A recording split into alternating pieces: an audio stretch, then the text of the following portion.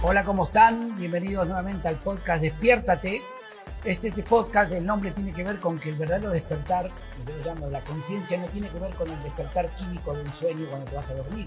Este es un sueño químico que se va cuando la mielina desaparece del cerebro. En cambio, acá estamos hablando de un despertar diferente, realmente abrirnos a la conciencia, expandir nuestra conciencia para poder percatarnos mucho más en el presente de las cosas que nos rodean y poder actuar de alguna manera con mayor efectividad, o por lo menos no autoengañarse y saber que las elecciones que tomamos al final y las consecuencias de ellas nos pertenecen, como nos pertenecen los resultados, nos pertenecen también las consecuencias. Y todo eso tiene que ver con nosotros. La mayoría de las personas generalmente evitan enfrentar las consecuencias de sus actos. Por eso lo tienden a ver como sentirse víctimas o lo tienden a ver como algo que tuve que hacer, no me quedaba otra, y no les gusta hacerse cargo y responsable de las cosas que les tocan. Entonces, a través de la idea de estos temas que vamos a tocar, algunos son temas que realmente yo manejo en mi vida cotidiana, en los entrenamientos y los cursos que doy, y otros a veces surgen espontáneamente de temas que están sucediendo en este momento. Por ejemplo, el tema de hoy es un tema que tiene que ver con lo que yo doy en los entrenamientos y todo eso, pero también se me disparó ayer viendo, por ejemplo, el debate presidencial en Argentina. El debate en sí mismo no me importa ahora analizar eso porque no es el caso. Me importa mucho más analizar el comportamiento de las personas a partir de ese debate. Quedaron, no sé si alguno de ustedes lo vio, pero no es relevante. Lo que sí quedó claro, que había una brecha enorme, una brecha muy, muy grande entre los análisis que hacían los periodistas y los análisis que hacíamos las personas de a pie. O sea, los comentarios que había entre las personas que analizaban técnicamente los periodistas y era diametralmente opuesto a lo que la gente percibió. Se supone que los periodistas, por ejemplo, eran las personas que opinaban desde su función periodista con información y análisis teóricos, técnicos acerca de los candidatos, pero mucho tiene que ver con su propia expertise de lo que ellos aprenden cuando están frente a las cámaras, cómo tienen que contestar, cómo manejar ciertas cosas. En cambio, la gente, la verdad que a muchos no nos importaban los detalles técnicos. Podíamos reconocer fácilmente que un candidato se manejó mucho más profesionalmente que el otro. Sin embargo, para la mayoría de la gente, el resultado final, que según los periodistas había ganado uno, para todos nosotros sentíamos que había ganado el otro. ¿Basado en qué? En que uno se le notó demasiado, pero demasiado, todo lo preparado que estaba, todo lo coachado que estaba, cómo tenía una estrategia clara, y aparentemente el otro no tenía una estrategia clara, aparentemente no se preparó debidamente para el debate. Aparentemente, lo que pasa es que este era entre un político de 40 años de carrera y una persona que lleva 2 años realmente en la política, o 3, más o menos. Antes era un economista que simplemente comentaba cosas en televisión, pero ahora se volcó a la política y en 2 años logró entrar al balotaje en Argentina. Estas cosas no suceden porque sí. O sea, tiene que haber un hartazgo, tiene que haber una situación, un contexto que permita la emergencia de este tipo de candidatos y que la gente los vote por encima de una opción que era aparentemente mucho mejor y preparada, pero que compartían muchas ideas en común. La idea de lo nuevo, la idea de cambiar radicalmente algo que no estaba funcionando hace más o menos 70 años, en los últimos 40 democracias por lo menos casi el 32% de 32 años de democracia en Argentina, hizo que irrumpa este tipo de cosas. Ahora, lo más impresionante para mí fue ver cómo a los periodistas les costó reconocerse, se anclaron sobre su técnica, sobre todo eso, y están totalmente desconectados de lo que pasa a la gente.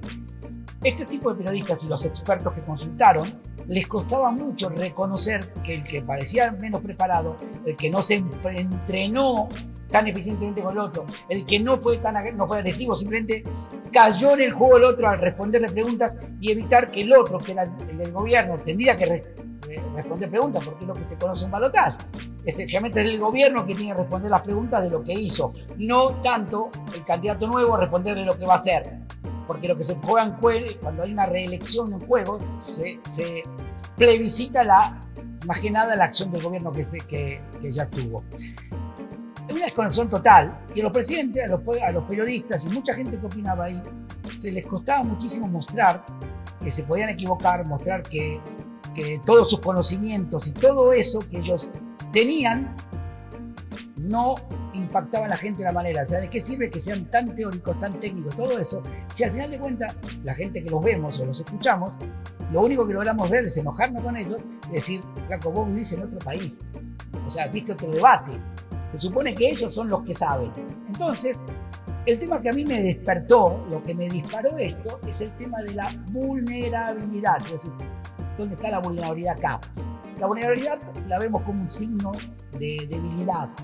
Pero la vulnerabilidad va más allá de esa experiencia de habilidad. La vulnerabilidad tiene que ver con hacer la capacidad de reconocer errores, de mostrar nuestras emociones, de permear nuestras emociones y de asumir que nos podemos equivocar también. Entonces, yo me di cuenta que la gente fue vulnerable a la autenticidad, a la espontaneidad de uno de los candidatos que no tenía tanto coacheo, o que supuestamente no estaba, pero tenía claro lo que iban a buscar de él. Él sabía que le iban a atacar de cierta forma. Él simplemente entró aparentemente en el juego, respondió todas las preguntas del otro y no le dio tiempo a que él pregunte. Sin embargo, para toda la gente que estábamos al otro lado, nos importaba más ver a las dos personas, la parte humana, a quienes, qué transmitían cada uno de ellos, no tan importante de las propuestas, porque como dice, nadie miente más que un político en campaña. O sea, los políticos en campaña mienten más que un pescador. Ustedes saben cuál es el pescador, la fama de los pescadores, ¿no? Hay un cuento que dice, ¿cuál es el único animal que crece después de muerto? El pescado, el pez, ¿no? Porque cuando lo pescan es así, cuando se lo cuentan los amigos es así, ¿no? Así, eso es lo que se dice de los pescadores. Entonces, aquí lo que nos interesaba a todos era saber quién era la persona, el ser humano que iba a guiar los destinos de Argentina en un momento tan complicado. ¿Qué clase de persona? Todos ya sabíamos quién eran cada uno, pero queremos ver ahora el temple ante la situación. Bueno, entonces, ya poniéndonos del lado de ese tema, esto se pide el disparador, ¿no?, del tema de hoy, que es la vulnerabilidad. Ser vulnerable no es ser débil. Al contrario, es una personalidad firme, es una personalidad segura, se permite ser vulnerable. Es una persona que se siente muy bien consigo mismo, es capaz de mostrar y de permear sus emociones. Yo recuerdo mucho que en mis años, en todos mis años de dar entrenamiento, por ejemplo, si bien los entrenamientos pueden ser de alguna manera fuertes, donde los entrenamientos pueden generar reacciones, a mí no, una cosa de la cual nosotros exigimos que los participantes den lo mejor de ellos, los llevamos y los buscamos llevar más allá de su zona de confort, los buscamos llevar a descubrir un potencial que muchas veces ni siquiera ellos pueden ver. Y para, como siempre digo, para remodelar una casa tenés que destruir estructuras, tenés que tirar paredes. Al principio todo lleno de polvo, polvoriento, y no sabés a dónde va a decantar, pero en otro momento ya se van reconstruyendo las paredes, ya se va la casa armando nuevamente y después queda muy bonita, más práctica, mejor, pero hay un momento de caos y de confusión.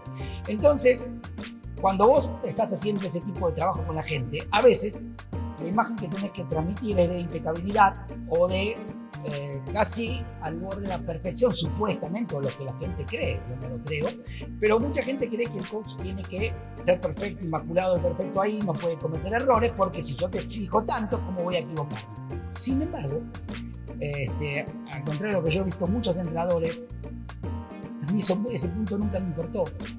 Yo nunca tuve problemas algunos en mostrar, cuando por ejemplo cometí un error, me acuerdo una vez que toqué algo y dije, cuando me tiró por algo dije, la cagué. No es que se me escapó, no es que no me di cuenta que el micrófono prendido.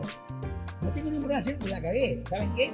Hace poco, cuando salió la pandemia, los cursos duraban 3 días en vez de 5, entonces el orden se cambió. Y en un entrenamiento me paro, se cambió todo, hacíamos de 3 días, me paro y empiezo a hablar, y a los 15 minutos de hablar, me doy cuenta que me había saltado un tema completamente. Quizás otro hubiera escondido eso, cambiaba el orden del entrenamiento y ya está, porque no quería mostrar un error. Yo no tuve ningún problema. Yo dije, ¿saben qué?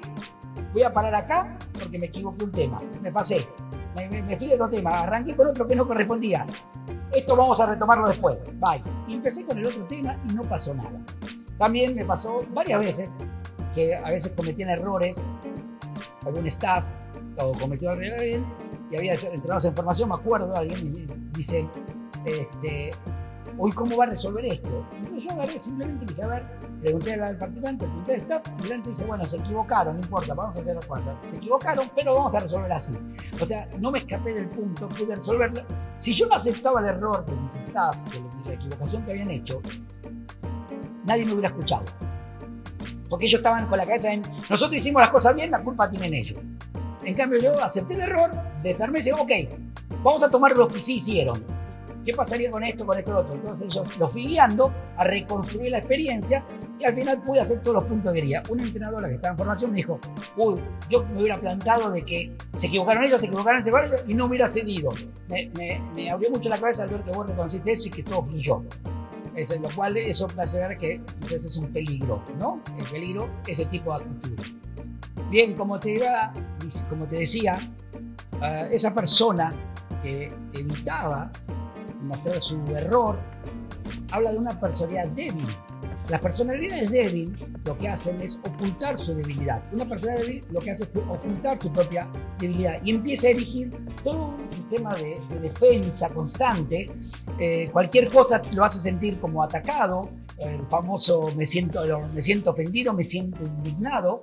Entonces, lo que hace esa persona es todo el tiempo erigir una defensa que va a evitar los ataques, va a evitar las confrontaciones, va a evitar ese tipo de cosas, justamente porque no se siente capacitado para enfrentar las vicisitudes y las cosas complicadas de la vida. Y lo que va a hacer, seguramente, se va a preparar para huir de ese tipo de situaciones, no enfrentar. Y cada vez que nosotros huimos de algo que es importante, cada vez que no enfrentamos las cosas importantes, en realidad algo dentro nuestro se va muriendo, algo dentro nuestro va calando fuerte. Yo no te lo puedo identificar, donde aparentemente hoy se ve tan poderoso, o se veía hasta hace poco porque ya está cambiando, lo fuerte de la cultura woke. ¿Cuál es el problema básico de la cultura woke? Es una cultura de cancelación. Por ejemplo, si no me gusta lo que pensás, no quiero que hables en la universidad. Si no me gusta lo que decís, no quiero que te hagan reportajes.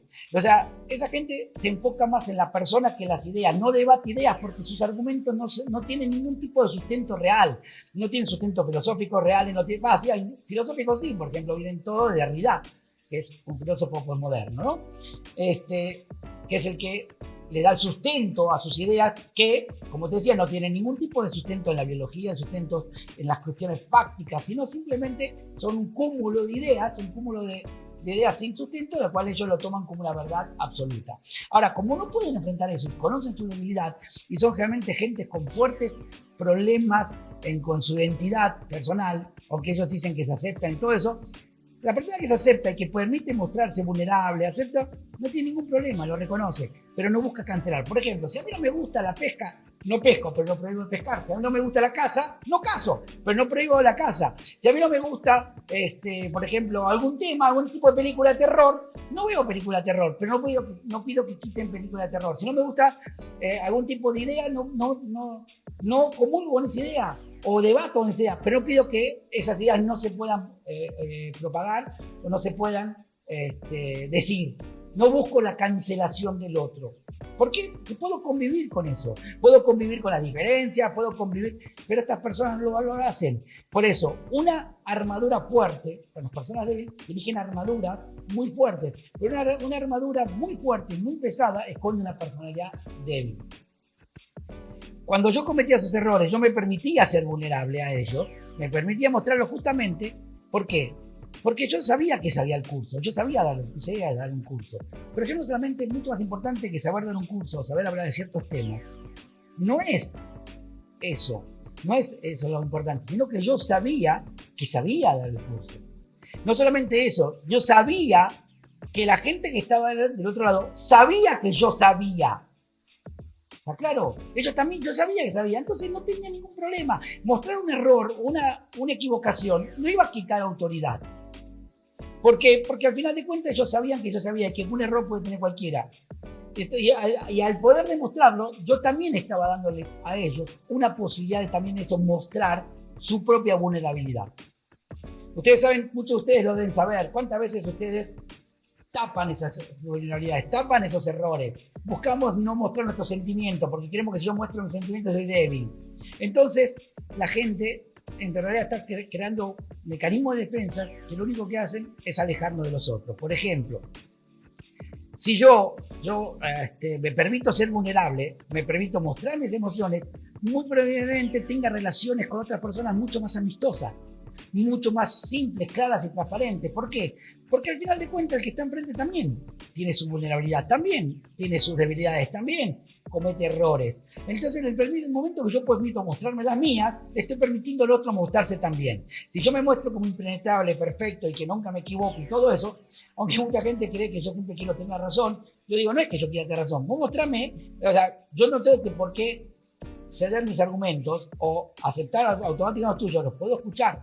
Pasa que la gente confunde, cree que escucharlo significa que te tengo que dar la razón. Entonces, si yo no me hace sentido o no creo que sus argumentos me hacen sentido y me interesa adoptarlos, eso no significa que no los escuche, eso no significa que no los analice, eso no significa que el decirle que no lo esté criticando, lo esté minimizando o lo esté negando. Simplemente para eso es una charla, para eso es charlar, ¿no? Es un constante danza entre el que habla y el que escucha y viceversa.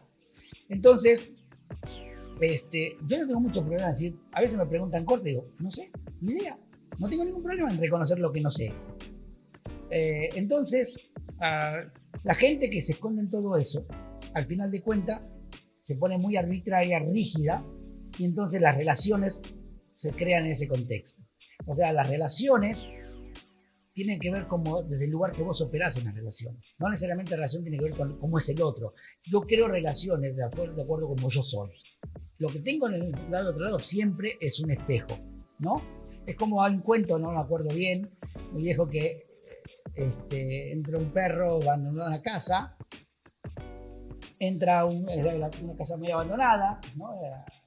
Entra un perro, si ahora aceptamos que los perros en los cuentos pueden hablar, entonces entra un perro y luego el bebé, un montón de perros, y le gruñen, ¿no? Entonces sale y dice otro perro, no entres ahí, porque ahí son todos unos perros agresivos malhumorados, ¿no? Entonces entra el otro perro y al ver otro perro empieza a mover la cola y a poner gestos amistosos, y todos los perros le movían la cola y le hacían gestos amistosos, ¿no? Entonces cuando sale, se van los dos y dicen, no, los perros no eran así, es un diálogo, no importa al final, bueno, no me acuerdo exactamente, pero lo que decía afuera de la casa esa era la casa de los 1000 espejos, ¿no? O sea, siempre vemos el espejo de otros. Hay muchos ejemplos y cuentos sobre esto, ¿no? Sobre cómo un caminante que va hacia un pueblo y se encuentra un viejito ahí y dice, ¿cómo es ese pueblo?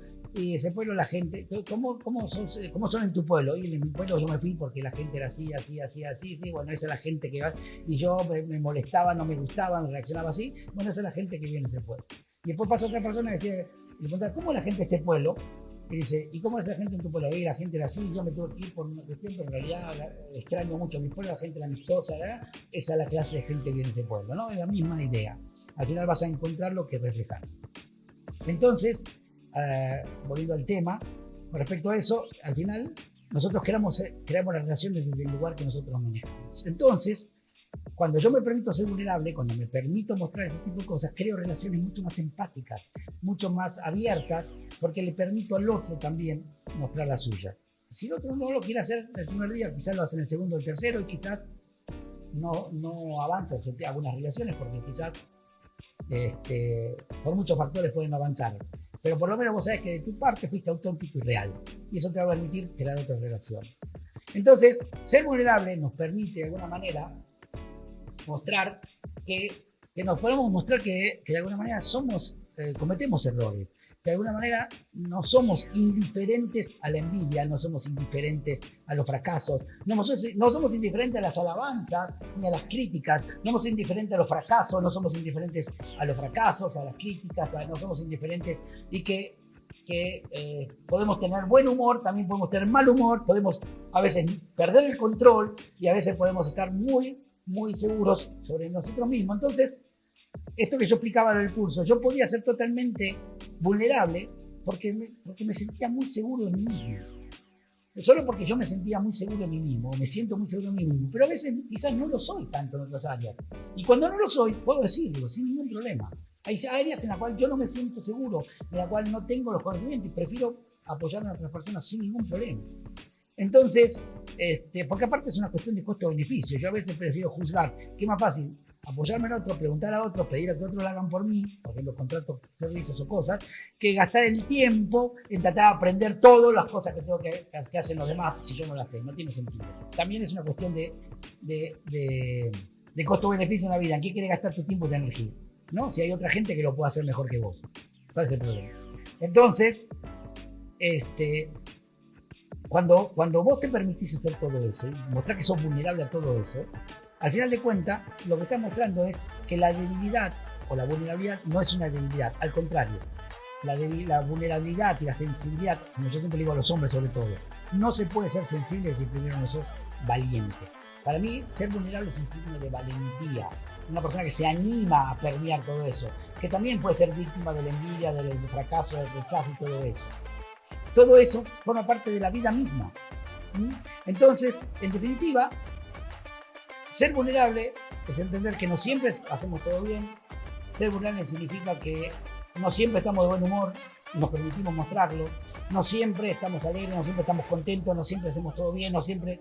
Todo eso. Y al final de cuentas, simplemente nos permitimos transitarlo abiertamente y mostrarlo. En definitiva, ser vulnerable significa ser humano.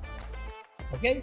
Entonces, la idea aquí es que puedas analizar, ver en qué área de tu vida te estás sobreprotegiendo, en qué área de tu vida te estás ocultando, porque ahí estás ocultando alguna debilidad. Y en vez de ocultarlo, mejor ponete a trabajar en ello. Así que espero que este tema les haya servido, espero que les abra algunas interrogantes para plantearse y aprender, y que seguramente seguiremos tocando estos temas en los próximos podcasts.